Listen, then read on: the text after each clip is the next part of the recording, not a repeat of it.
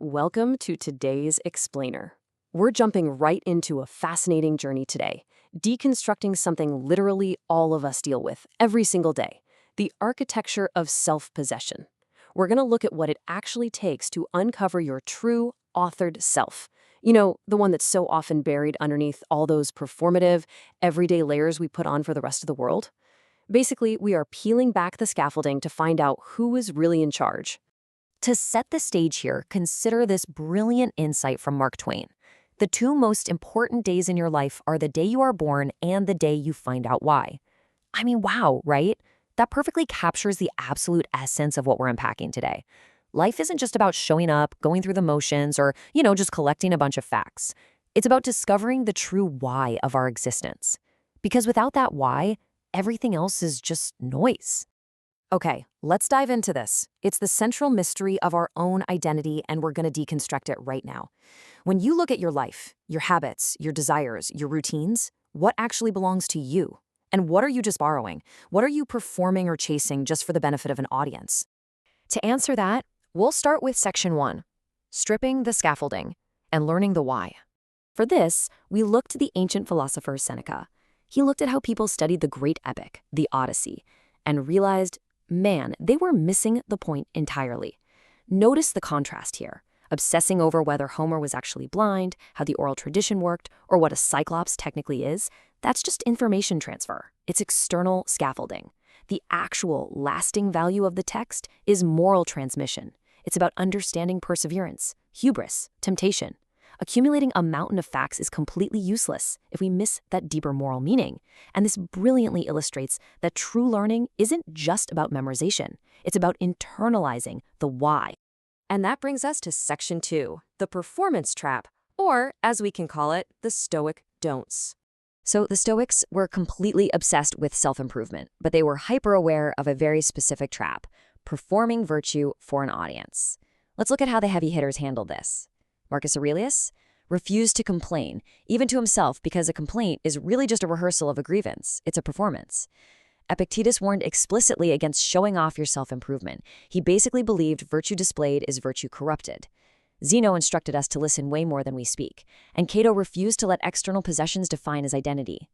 When you rapidly stack these rules together, a super clear pattern emerges. They're all pointing to the exact same rigorous discipline, the absolute refusal to perform a self. They demand that you be good rather than just look good.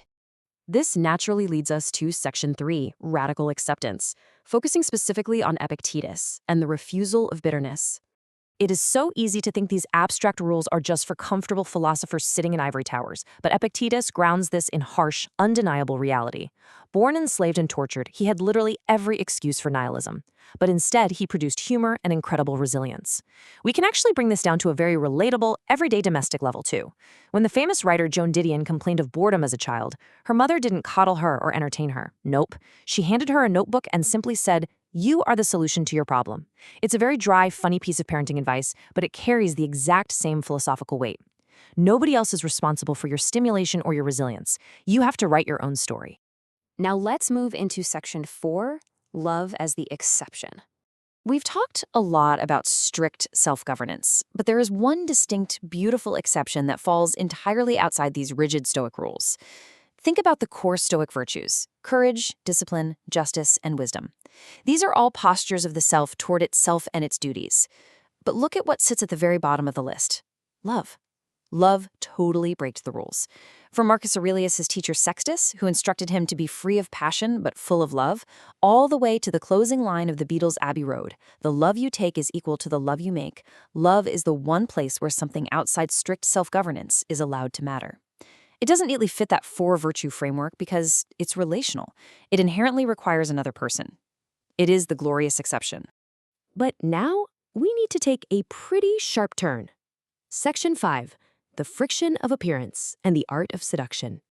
We're going to introduce our philosophical villain for today's explainer, drawn from author Robert Greene, appeared to be an object of desire. Greene describes this highly calculated strategy of manufacturing desirability by basically performing popularity. He suggests surrounding yourself with rivals and admirers simply to raise your perceived value in someone else's eyes. This, right here, is the absolute danger of the manufactured self. It is identity as engineered appearance, completely and totally divorced from lived reality. Now, what's really interesting about this contrast is the intense philosophical friction when we pit Cato directly against Green. Cato demands authenticity. Your identity is completely separate from your external possessions or how people see you. Green, on the other hand, argues for seduction. Identity is nothing but engineered appearance and perceived popularity.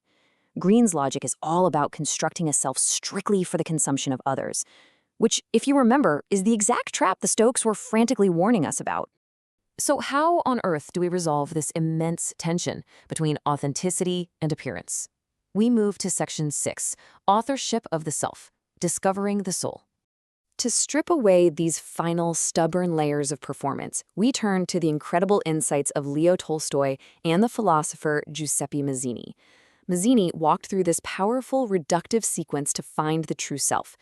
Let's move through this and see how this builds. Step 1. You strip away the body. Your arms and legs are not you. Step 2. Strip away your feelings. Sensation is just accidental, it changes day to day, so it's not the core of you. Step 3. Strip away even your thoughts, the everyday cognition that just flits through your mind. When you take all those accidental layers away, you arrive at Step 4, discovering the soul. What remains is the thing that actually constitutes you, the true choosing self. Once you truly understand that core self, the performative advice of Robert Greene just completely falls apart. Listen to this amazing quote from Norman Vincent Peale. "The trouble with most of us is that we would rather be ruined by criticism than saved by praise." This is the ultimate rebuke to Greene's logic. It perfectly illustrates the absolute tragic trap of living solely for the perception of others. If you live for the crowd, you'll let their passing criticism destroy you, while entirely missing the genuine encouragement that could actually save you. Instead of all that performance, we arrive at this fundamental truth. Your greatness is not what you have, it's what you give. This beautifully answers Cato's point about possessions from earlier. Your identity isn't defined by the things you've hoarded or the fake popularity you've engineered. Your true greatness is authored from within, and it's measured solely by what you freely give to the world. And this brings us to the practical reality of it all, captured so brilliantly by George Bernard Shaw. Success does not consist in never making mistakes, but in never making one a second time. You see, this entire philosophical deconstruction we've just walked through together isn't just about sitting on a mountain somewhere and thinking deep thoughts. It is aimed at practical, repeated, everyday correction. It's about refusing to repeat the mistake of living a performed life, and instead actively taking true authorship of your own existence day after day. So the crucial point is this: who is truly holding the pen to your life story? Are you living as your true, authored self, carefully stripping away the scaffolding and the performance? Or are you living a self-manufactured purely for an audience? Take a moment today to really consider who is actually writing the story of your life. Thanks for joining me on this explainer, and keep questioning the scaffolding.